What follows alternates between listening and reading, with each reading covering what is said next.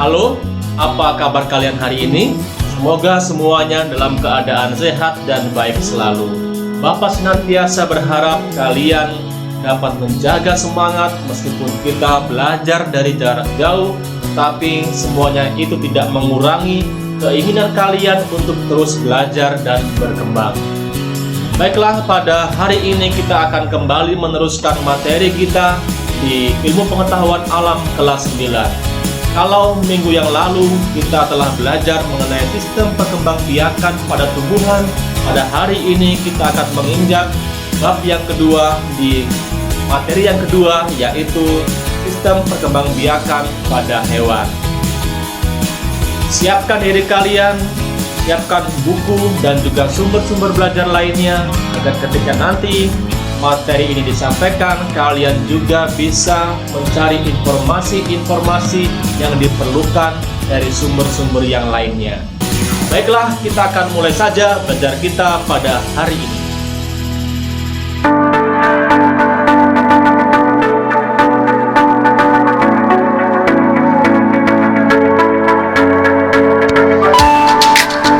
B. Sistem perkembangbiakan pada hewan. 1. Perkembangbiakan aseksual pada hewan. 2. Perkembangbiakan seksual pada hewan. 3. Siklus hidup hewan. 4. Teknologi reproduksi pada hewan. Baiklah, yang pertama kita akan membahas tentang perkembangbiakan aseksual pada hewan. Pertunasan. Pertunasan ditandai dengan munculnya tunas pada tonjolan pada tubuh induknya, contoh pada hidra dan obelia. Kemudian ada fragmentasi. Cara perkembangbiakan aseksual menggunakan fragmen atau potongan tubuhnya, contohnya pada planaria. Yang ketiga, ada partenogenesis, yaitu peristiwa perkembangan sel kelamin betina menjadi individu baru tanpa melalui pembuahan, contohnya pada lebah dan kecoak. 2. Perkembangbiakan seksual pada hewan. Perkembangbiakan secara seksual terjadi melalui proses perkawinan antara hewan jantan dengan hewan betina sehingga terjadi fertilisasi. Fertilisasi merupakan peleburan inti sel sperma dan inti sel telur. Fertilisasi antara sel sperma dan ovum akan menghasilkan zigot yang akan berkembang menjadi embrio.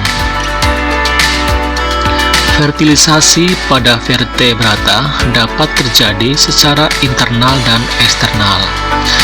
Berdasarkan cara perkembangan dan kelahiran embrionya, hewan yang berkembang biak secara seksual dibagi menjadi 3 jenis, yaitu ovipar, vivipar, dan ovovivipar.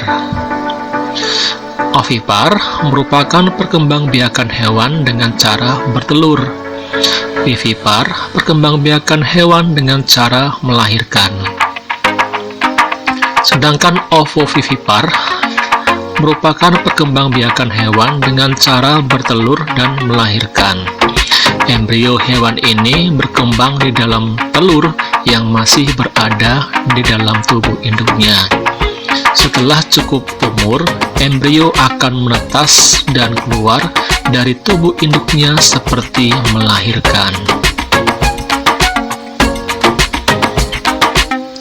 3. Siklus hidup hewan.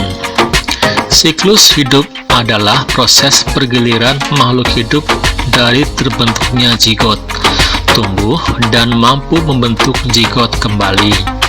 Pada beberapa jenis makhluk hidup, selama siklus hidupnya terjadi perkembangbiakan secara seksual dan aseksual. Misalnya pada hewan Aurelia sp atau ubur-ubur.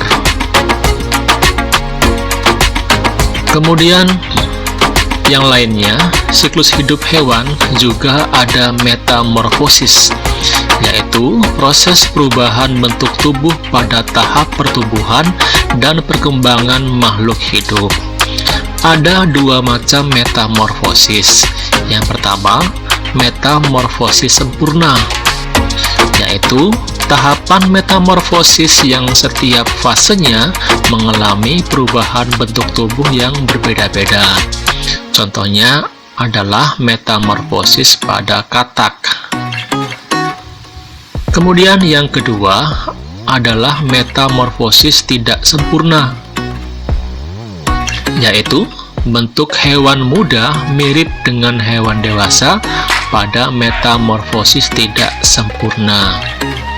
Contohnya adalah pada belalang. Kemudian yang keempat, teknologi reproduksi hewan. Ada beberapa cara reproduksi hewan yang dikembangkan oleh manusia. Yang pertama adalah inseminasi buatan. Inseminasi buatan atau kawin suntik adalah proses pemasukan cairan sperma ke saluran kelamin hewan betina dengan bantuan alat suntik. Contohnya adalah pada sapi, di mana sperma sapi jantan akan dimasukkan ke dalam tubuh induk betina dengan bantuan alat suntik. Kemudian ada cloning. Cloning merupakan cara reproduksi hewan untuk memperoleh keturunan yang identik dengan induknya dengan memasukkan inti sel donor ke dalam sel telur induk yang telah dihilangkan inti selnya. Dapat kita lihat pada gambar, yaitu perkembangbiakan pada domba. Itulah materi yang dapat Bapak sampaikan pada hari ini. Semoga kalian semuanya bisa menyimak dengan baik dan memahami apa yang menjadi pengetahuan-pengetahuan baru pada hari ini. Sebagai yang terakhir, Bapak tidak bosan-bosannya menghimbau kalian untuk senantiasa menjaga semangat kalian dalam belajar dan kerjakan semua tugas yang diberikan oleh Bapak Ibu guru kalian sebagai langkah kalian untuk mencapai keberhasilan nantinya. Jaga kesehatan dan juga patuhi protokol kesehatan agar kita semuanya terhindar dari virus COVID-19. Bapak sampaikan terima kasih atas perhatian kalian semuanya dan sampai kita bertemu pada materi kita selanjutnya.